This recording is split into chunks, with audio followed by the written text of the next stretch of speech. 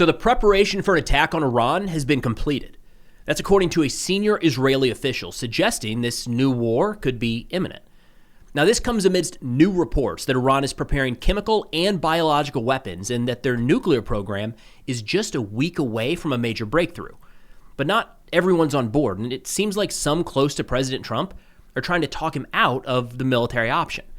Now, starting with some new reporting in the Washington Free Beacon, where they quoted Israeli military advisor Amir Avivi, who said that Iran is producing ballistic missiles armed with chemical and biological capabilities in preparation for a military confrontation with the United States and Israel. They say he gave a similar assessment at a briefing at the Israeli Defense and Security Forum on Monday, saying, quote, "The Islamic Republic is continuing preparations for war and the production of ballistic missiles, including chemical and biological ballistic missiles, which are very, very dangerous and need to be dealt with." Now, I thought it was worth looking up what the most recent U.S. assessments are, public assessments of the Iranian biological and chemical weapons program. What I was able to come across were two State Department reports from last year, 2025. The first, talking about their chemical weapons program, is a State Department report on compliance with the Chemical Weapons Convention, where they say the U.S. assesses that Iran has not fully declared its chemical weapons production facilities or its stockpile of chemical munitions. These reports, as well as everything that I reference, all the sources I referenced in today's video, will be in the description below. In speaking to their biological weapons program, this one's a mouthful here, we've got the 2025 State Department Adherence to and Compliance with Arms Control, Non-Proliferation, and Disarmament Agreements, where they highlight that while Iran is party to the Biological Weapons Convention, they say its dual-use activities in biotechnology and pharmaceuticals raise significant concerns about whether it has abandoned offensive biological research. Now, I don't know. There hasn't been a lot of talk about the Iranian biological or chemical weapons capabilities or intent in recent weeks, months, or even years from what I can remember.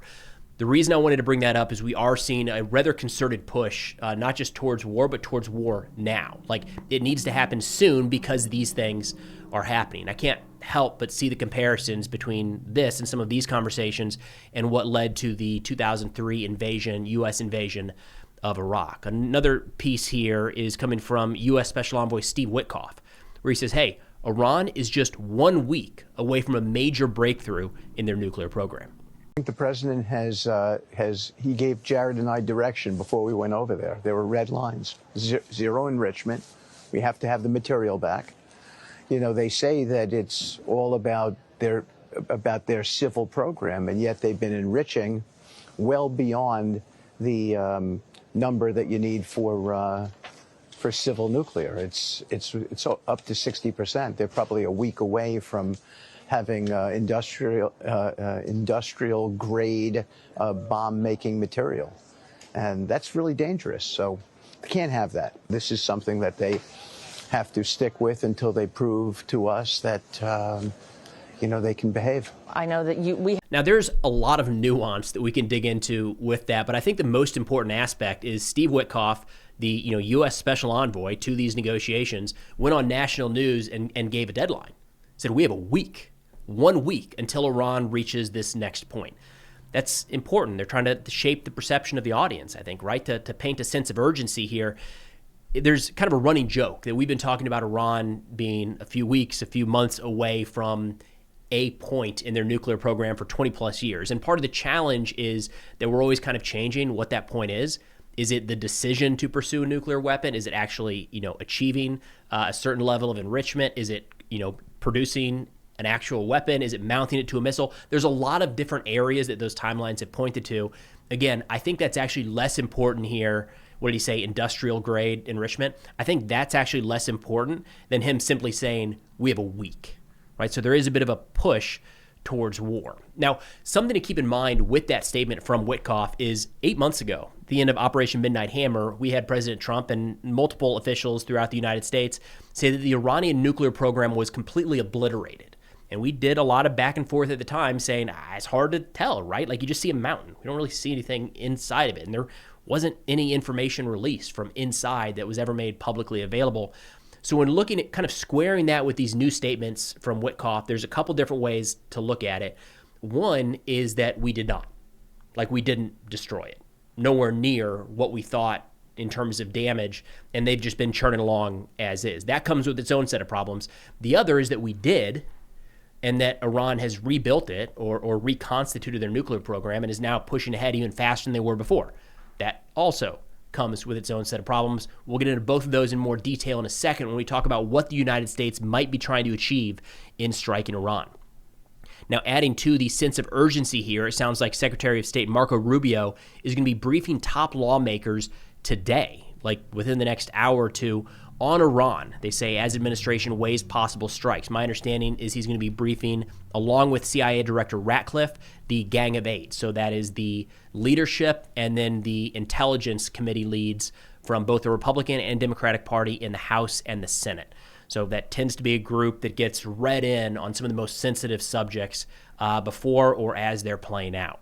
We also got a report yesterday from Israeli News 14 saying, quote, the American, and they were quoting an Israeli security official saying, quote, the American preparation for an attack in Iran has been completed. From now on, it depends on them. That same official added that he estimates that if the Americans attack, they will leave the Ayatollah's regime with points where they can have the option to surrender. Now, we are seeing a pretty concerted push on why an attack against Iran needs to happen. It needs to happen now. We're running out of time, is kind of how some folks are putting it. Yesterday, there was, you have to view this as coordinated. Multiple outlets ran the same story, suggesting that the chairman of the Joint Chiefs of Staff, General Kane, may be pushing back or may not even be on board with President Trump's kind of moving towards a decision to strike Iran. I think they were overanalyzing it, but I want to get into the report, and I'll give you my feedback here on the back end. Pulling the one from Axios, again, multiple outlets ran this same story. They say Joint Chiefs Chairman Dan Kane has been advising President Trump and top officials that a military campaign against Iran could carry significant risks, in particular the possibility of becoming entangled in a prolonged conflict. There's an ongoing debate at the top levels of the Trump administration about how to handle the Iran standoff and what the consequences of each option would be. At the moment, several of the voices in Trump's inner circle are urging caution, though some sources think Trump himself is leading towards a strike. One source described Kane as a reluctant warrior on Iran. They say Kane sees the stakes of a major operation in Iran as higher, with a greater risk for entanglement and American casualties. Another source with direct knowledge of Kane's thinking said the chairman is not skeptical about a military campaign, but clear-eyed and realistic about the chances for success and about what could come after the war starts. A senior official also denied that Kane had expressed skepticism. So I think that might be reading too much. You got to wonder why this type of stuff is leaked in the first place. And when it goes to multiple outlets at the same time, clearly that's some sort of leak. It sounds to me like General Kane is doing his job and advising the president, and a part of that is talking about the inherent risks involved. What could go wrong? What losses the U.S. could sustain? What this would mean for our capabilities around the rest of the world? That's General Kane's job. It sounds like he was doing that. It's on the president and his close advisors then to take that information and make a decision. It was interesting that in this report, they even said General Kane is not against it at all. And from what I've seen of General Kane, I like him. I think he's done a great job. Seems very, very professional. And I would assume that he is approaching this, however these conversations are going, in a very professional manner and giving the brass tacks of this is what we have available, this is what we could do, this is what it would mean, and here's some possible repercussions. I feel like that's exactly how it would go. Now, President Trump, in response to this, posted a wall of text. We're not going to go through this whole thing. Essentially, he called it fake news, said it's not the case. Everybody's on board. There's no dissent. We're all moving in the right direction, and General Kane is right there at the front. But an interesting leak, some kind of DC politics there, where it seems like somebody wanted that information to get out there and possibly present that there are people inside the administration pushing back. Now, on top of that, we got reporting yesterday through CBS News that the president is getting frustrated at the lack of options available to him around future conflicts or a possible conflict with Iran. They say unlike previous targeted operations, including the recent one removing Venezuelan leader Nicolas Maduro from power, Trump has been told that any strike on Tehran's assets would almost certainly not be a singular decisive blow. Instead, limited strikes could open the door to a wider confrontation, one that risks drawing the United States into a protracted conflict in the Middle East. At the heart of the president's impatience is a desire for a forceful action that would reset the diplomatic table.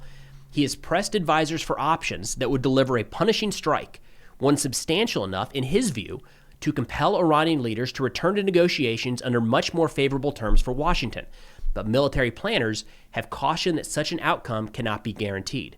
I personally think that last line is kind of underplaying it a bit. I wish there was a button we could push and just do away with the Iranian regime and help facilitate a peaceful regime change and do away with the support for the proxies and dismantle their nuclear program, dismantle their missile program.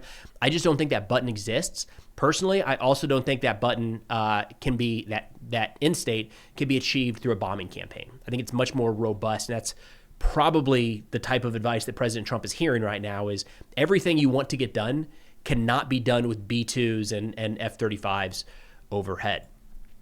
The Financial Times weighing in on this suggests that President Trump might be pushing this to the point where he is kind of forced to take action, even if that's not what he initially wanted to do.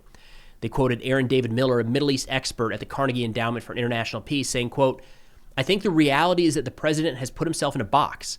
He's put himself in a situation where unless he manages to extract a considerable concession from the Iranians to avoid a war he doesn't want, he's going to be forced into one. This is a crisis of his own making. Quote, we're sleepwalking towards a war in search of a strategy." And that really is the big question right now, is what exactly are we trying to accomplish? And the best way to kind of narrow this in is, what are we negotiating about with Iran? Because those negotiations are ongoing. And at the heart of those, we have the Iranian nuclear program. We want a full dismantlement of that program.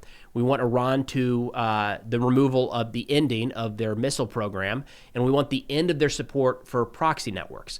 In those negotiations, we are not offering up and saying anything about regime change, but you have to assume that's probably on the table, in the cards, or at least people are thinking about that as well. Now, if we are assuming that those negotiations are being done in good faith, that from the United States side, that we're looking at that saying we're going to try to accomplish these things by talking, and if we cannot, then we will do something else, maybe pursue military force. If we assume that's the case, then we're looking at the proxies, the nuclear program, and the missile program, maybe regime change. Regime change is not happening with strikes. That's going to be important when we wrap this up here in a second. The removal of the Iranian missile program, maybe. We could do some damage to that program, no doubt, especially in a weeks-long campaign. But again, I mean, look at what we did in Yemen. They've still got missiles. They've still got drones. We have more assets lined up to hit Iran, no doubt. Israel did not do away with the Iranian missile program during their 12-day war, and they were hitting targets 24/7.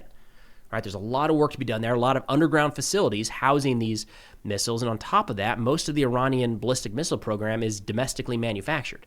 So like even if we destroy everything they've built, it doesn't necessarily stop it from being produced, next week, next month, or next year. Ending support for the proxies. Can't do that with airstrikes.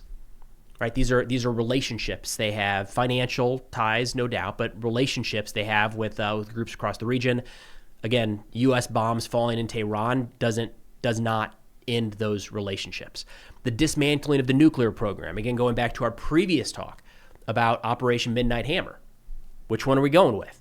Did we completely destroy their nuclear program, as was stated by senior U.S. officials? If we did obliterate it back in June, we can't expect that we're going to be able to obliterate it even more now, right? It's probably going to take a bit more than bombs if all of that just bought us 8 months. On the other hand, if it set it back just a few months, if that, then that's probably not being done with bombs. There's probably more to be done than just hitting a couple of the facilities if Iran really is just 1 week away from another breakthrough in their nuclear program. And this all comes back to regime change.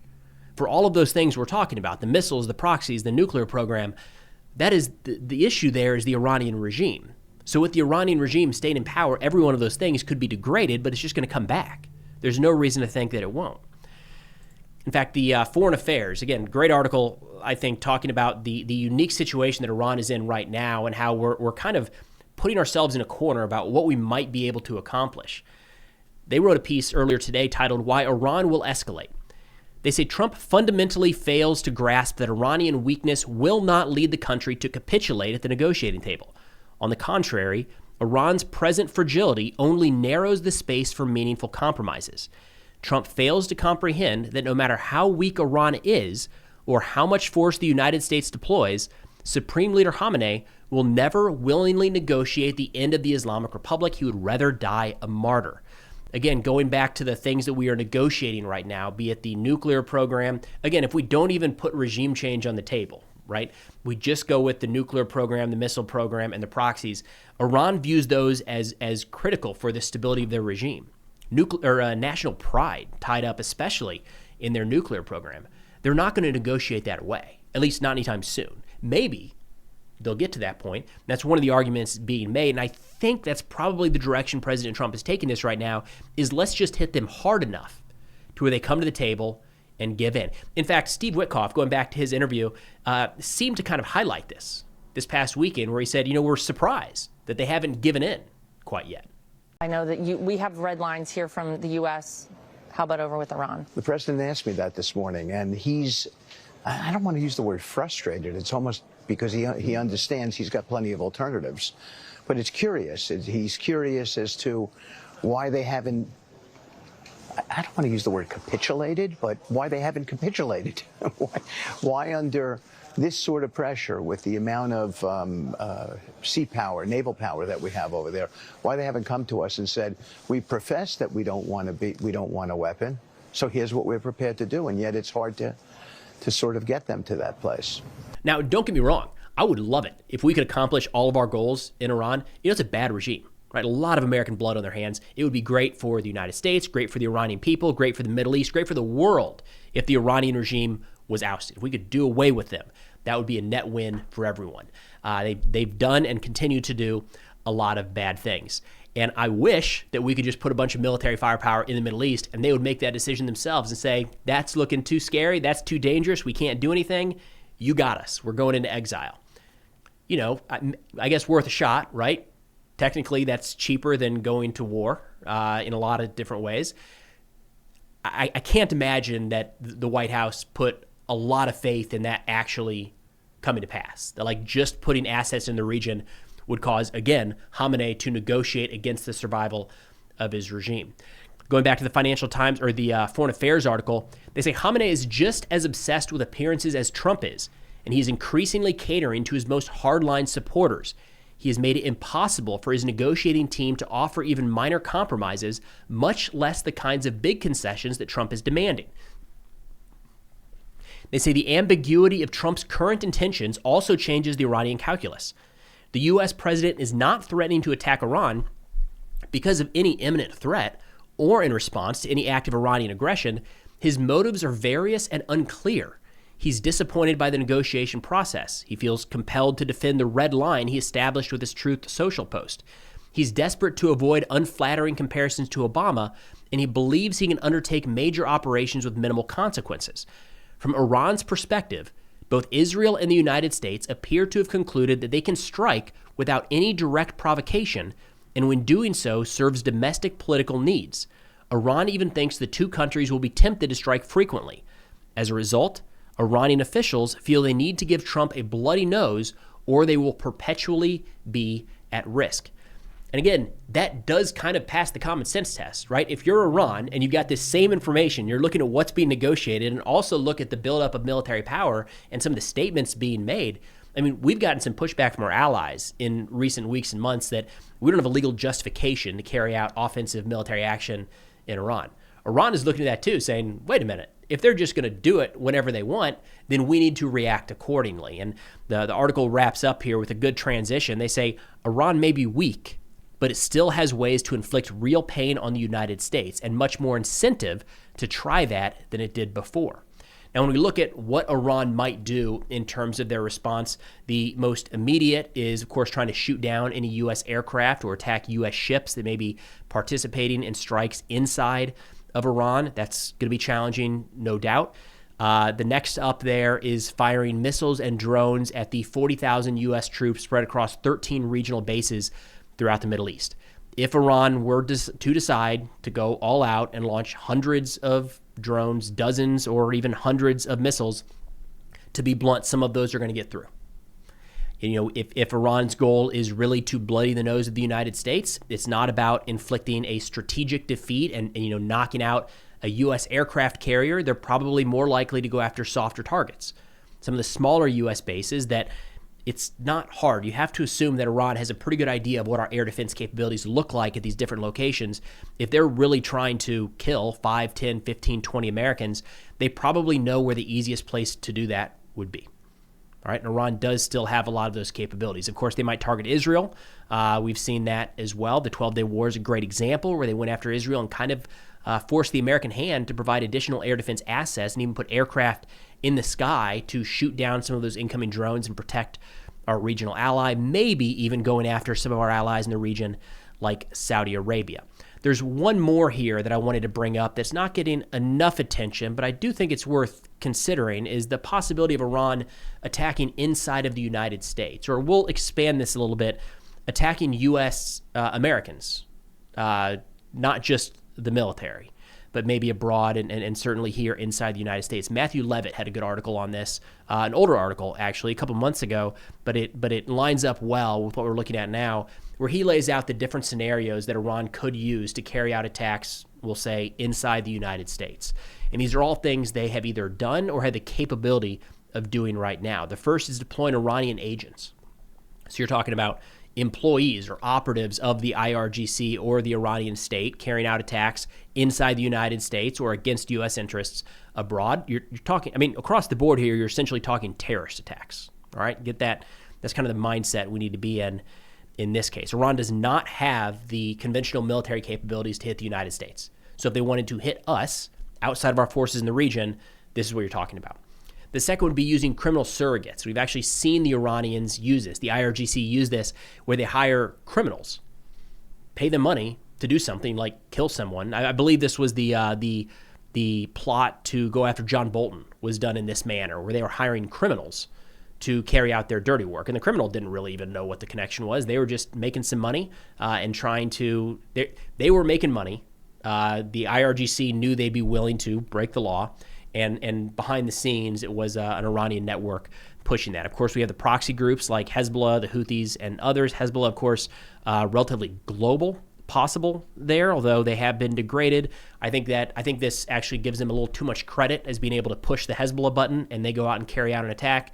Entirely possible, like we saw during most of the war between Israel and Hamas, and certainly during the 12-Day War, a lot of the proxy groups just kind of stood down.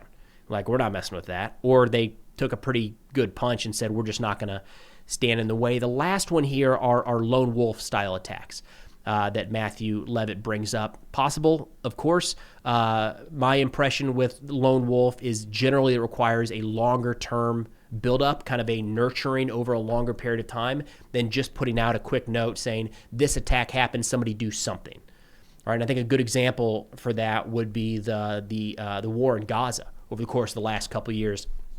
I was certain that would inspire more lone wolf style attacks with the type of videos and pictures and the horrific footage coming out of that conflict, and it just didn't. And if we were, blanketed with that coverage day in and day out for years on end, I'm hard-pressed to believe that a few strikes putting the Iranian regime at risk of falling would prompt people around the world to see a couple of videos and say, actually, now's my time. I'm going to go out and start attacking U.S. or Israeli interests abroad. But nonetheless, those are real risks, and they are possibilities that Iran could pursue when and if the United States carries out military action. But that's all we got for now. Thanks for watching, and I'll see y'all next time.